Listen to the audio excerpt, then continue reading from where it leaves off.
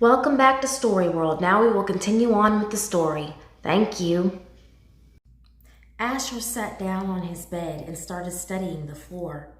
He wasn't sure if he was ready for his father to come home from work because the principal had a talk with his father.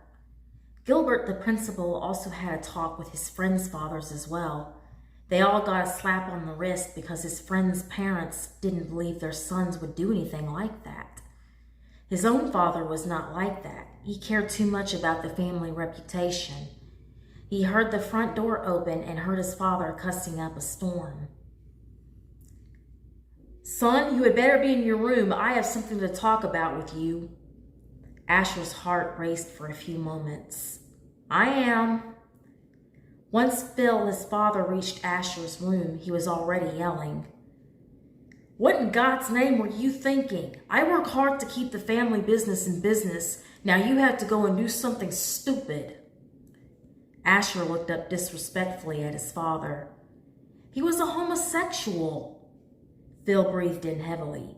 "I know, and as a family we don't agree with it, but I never expected you to do something foolish. I overheard some people's flack. They think I'm a homophobe who teaches his son that it's okay to stick his nose into where it don't belong." Asher clenched his teeth. "I was just trying to get him to man up. He dresses like a girl." Phil shook his head.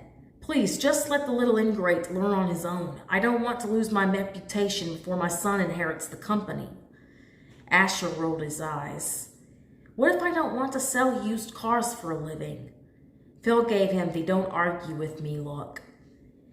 "You won't feel that way once you realize that the company puts really good food on your plate."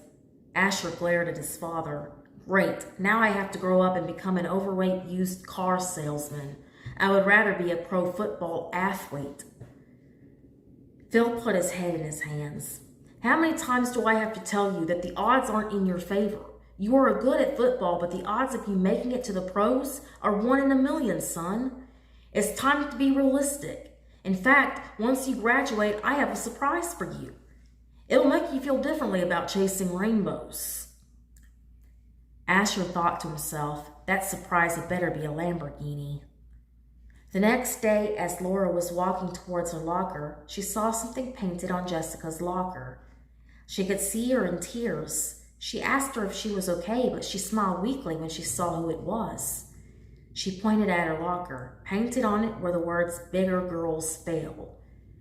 Laura read it and he got mad. "You don't deserve this. What is it about anyway?" Jessica smiled faintly. "It's always nice to run into someone who cares. Anyway, I wanted to be a supermodel, so the other girls make fun of me for it. They say I'm too big." Laura had this deep, sincere look on her face. "They are stupid. Besides, I have seen a plus-size model in a fashion magazine once, so you have a pretty good chance. Besides, you are really pretty, and I think that is why you will make it." Jessica was grinning. "What about you? What could you see yourself doing once we finished high school?" Laura started scratching her head in embarrassment. "I would like to be a celebrity singer and walk on the red carpet, all that good stuff."